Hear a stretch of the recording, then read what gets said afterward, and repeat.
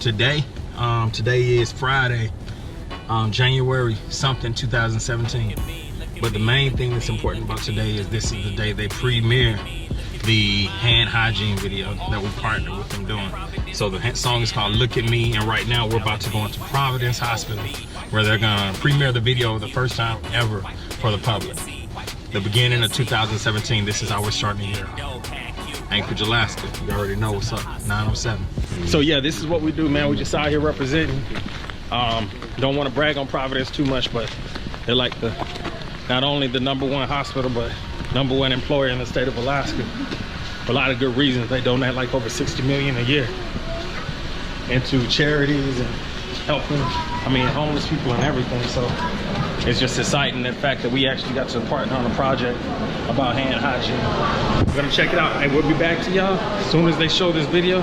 Give y'all a sneak peek of what it's gonna look like. Good morning, everybody. Thank you for coming to our music video premiere. This is the Look at Me Hand Hygiene music video. It's 3 minutes long. A lot of work went into it. Channel Films, a local production company, did the filming and editing and put this together. A lot of you caregivers are stars in it, and we really appreciate that. The song, as some of you might know, was written by our caregiver Andre Williams.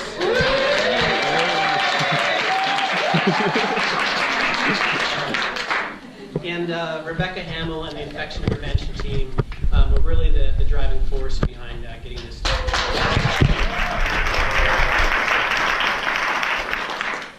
So Monica Anderson is going to lead us in a brief reflection, and then we will show you. So I've had the privilege of watching this wonderful, and you're going to love this video, I can tell you, with our rec team one morning, and then our community ministry board, which is made up of people from all over the state who sit on the board for Providence, actually viewed it. And I was saying that as I watched them view it, every single person around the table was smiling. And at the end, they broke out in this wonderful applause, and that board just doesn't clap all that often. Wow, this really spoke to them. So both times that I watched it, I had this thought that I asked if I could share with you today. And so let me just share this, and then we'll get into the video. One of the things I thought about as I watched it was I went back to thinking about the mission statement for the Sisters of Providence. And I'd like to share their first line with you, and it goes like this. We exist as Sisters of Providence to proclaim Providence as the loving presence of God, watchful over the created universe, attentive to the needs of all, a God who is active in us and through us. And as I thought about the reason why these Sisters of Providence existed, seeing God as the loving presence in this world and wanting to emulate that. And then I thought about our mission statement that, starts out as people, us, as people of Providence, we reveal God's love. And I was watching this video and I thought, you know what? Every time you and I go to the sink and wash our hands, it's an act of love. It's a way of making love present because we do it with the intention of taking care and keeping others safe.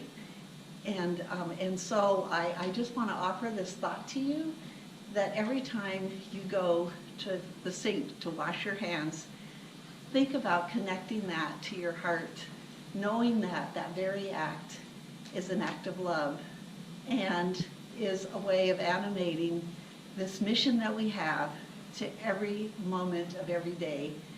Be ourselves a revealer of God's love.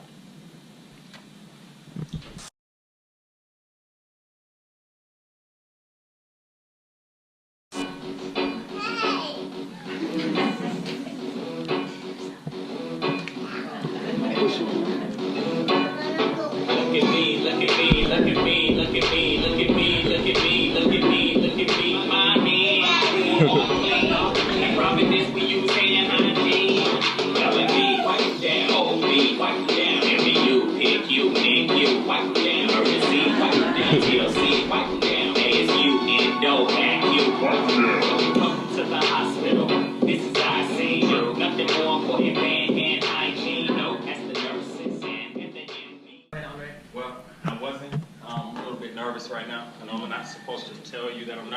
But first and foremost, I just want to really just thank God because I never thought that I would be able to partner, let alone working for a great organization like Providence Hospital.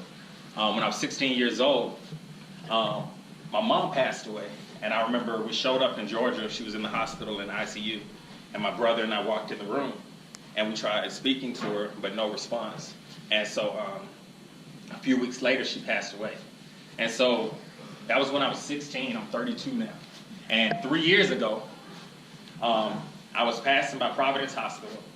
And I was just inspired. You know, I needed extra money because at the time, my ex-wife and I had just had our first son. And so I wanted to give her an opportunity to be home with him, so I picked up an extra job. Anyway, so working for Providence has been really important to me because I realized working here and I'm rounding in ICU when we see these patients and some non-responsive or unresponsive, and that used to be my mother, you know, and what hit me is that when I was 16, I wasn't able to communicate with my mom, but the people who were the people who worked for the hospital, you know, the nurses and EVS and lift team and all those people. They were the last people to make an impression on my mom. And so for me, working here has been a blessing. And I just hope that inspires any of you who work here, caregivers and everything. Just remember, when you're taking care of these patients, you're not only taking care of patients, but you're taking care of someone's mom, someone's brother, someone's sister, someone's father. And I just want to thank you, Dr. Monsaga. I love working here. I'm definitely going to miss Providence Hospital. I'm hoping that you might create some extra position where I can just make music or something.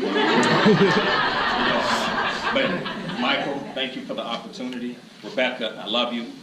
My new sister. And Kevin, we have an Obama-Joe Biden relationship. But thank you.